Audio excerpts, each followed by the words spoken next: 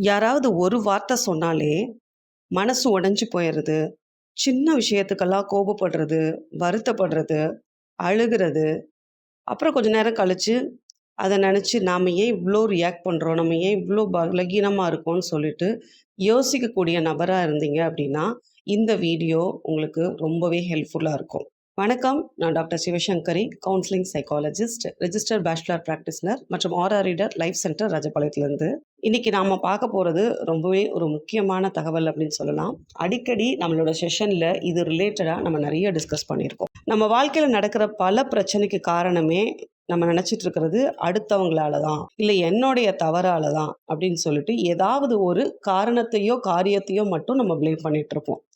ஆனா உண்மை என்ன அப்படின்னு பார்த்தீங்க அப்படின்னா, ஒவ்வொரு விஷயத்துக்கு நாம என்ன மாதிரி ரியாக்ட் பண்றோம் அப்படிங்கிறத பொறுத்து தான், அந்த சிச்சுவேஷன நம்ம வந்து என்ன மாதிரி அந்த சிச்சுவேஷன் நமக்கு இருக்கணும் அப்படிங்கிற டிசைடிங் அத்தாரிட்டியே நாம தான். சில பேர் எந்த ஒரு சூழ்நிலையும் காமாக ஹேண்டில் பண்ணுவாங்க. எமோஷ்னல் பிரேக் அவுட்ஸ் அந்த இடத்துல இருக்காது. அந்த மாதிரி எதுவுமே தெரியாது. அப்போ நமக்கு பார்க்கும்போது எப்படி தெரியும் அப்படின்னா, இவங்க எந்த அளவுக்கு போல்டா இருக்காங்க, கான்ஃபிடென்ட்டா இருக்கிறாங்க அப்படிங்கிறது மட்டும் தான் வெளியில ப்ரொஜெக்ட் ஆகும். பட் அதுக்குள்ள அவங்களுக்குள்ள நெறைய ஹார்ட் பிரேக்ஸ் இருக்கலாம். இல்ல அந்த ஒரு விஷயத்த எப்படி ஹேண்டில் பண்ணணும் அப்படின்னு ஒரு மெச்சூரிட்டி இருக்கலாம். ஆனா இது எதுவுமே நமக்கு வெளியில எப்படி தெரியும் அப்படின்னா, செம போல்டா இருக்காங்க, கான்ஃபிடென்ட்டா இந்த விஷயத்த ஹேண்டில் பண்றாங்க அப்படிங்கிறது தான். ஸோ இப்ப இதிலிருந்தே நம்ம தெரிஞ்சுக்க வேண்டிய ஒரு முக்கியமான விஷயம், ஒரு விஷயத்த நம்ம எப்படி அதுக்கு நம்ம ரியாக்ட் பண்ண போறோம் ஒரு விஷயத்துக்கு அப்படிங்கிறத பொறுத்து தான், அது வெளியில அது என்ன மாதிரி ப்ரொஜெக்ட் ஆகும் அப்படிங்கிறதும் இருக்கு. ஒரு விஷயத்த நம்ம ரொம்ப எமோஷ்னலா, ஒரு ஹார்ட் பிரேக்கிங்கோடையே நம்ம ஹேண்டில் பண்ணினோம் அப்படின்னா, நம்ம வெளியில ஒரு பார்க்குறதுக்கு எப்படி தெரியும் அப்படின்னா, ரொம்ப ஒரு வீக்கான பெர்சனாவும், எந்த உங்களோட ஹார்ட்டே வந்து ஒரு ஒரு ஃப்ரெஜைல் ஆகுற ஒரு ஹார்ட் மாதிரி தெரியும். ஈஸியா உங்க மனச உடைச்சிட்டு போயிருவாங்க, சுத்தி இருக்கிறவங்களுக்கு கூட. ஸோ நம்ம அந்த விஷயத்துக்கு எப்படி ரியாக்ட் பண்றோங்கிறத பொறுத்து தான், நாம என்னவா வெளியில தெரியிறோம் அப்படிங்கிறதும் அமையுது. ஸோ அதனால நம்ம செய்ய வேண்டிய ஒரு முக்கியமான சில விஷயங்கள். ஒரு விஷயத்த ஹேண்டில் பண்ணும்போது, என்னென்ன விஷயத்த மட்டும் நம்ம மைண்ட்ல வச்சுக்கிட்டோம் அப்படின்னா, அதுக்கு நம்ம என்ன மாதிரி ரியாக்ஷன் குடுக்கணும் அப்படிங்கிற ஒரு தீர்மானத்துக்கும் நம்மளால வந்துர முடியும்.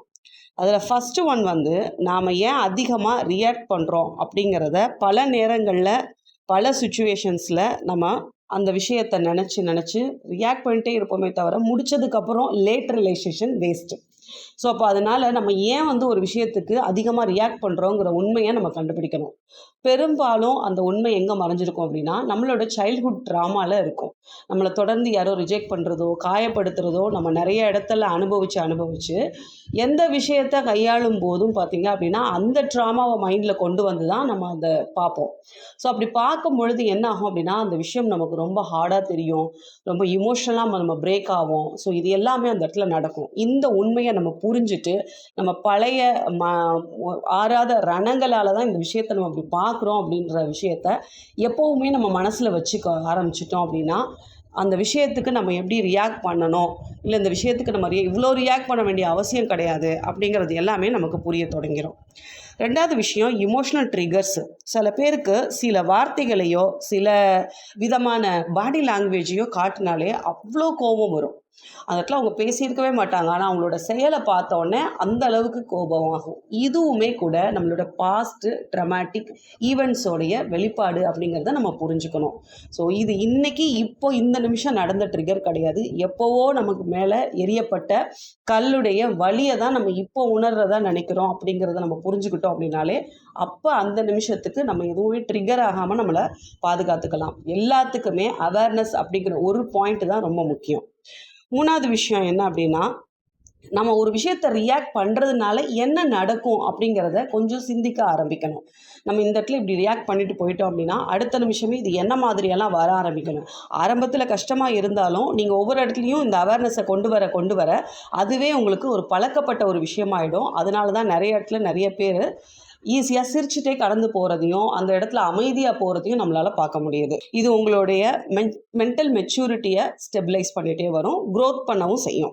அடுத்த விஷயம் என்ன அப்படின்னா, ஒரு விஷயத்த நம்ம ஹேண்டில் பண்ணும்போது, உச்சபட்ச பவர் என்ன அப்படின்னு பார்த்தீங்க அப்படின்னாலே, நம்ம அந்த இடத்துல காமா நகர்ந்து போறது மட்டும் தான்.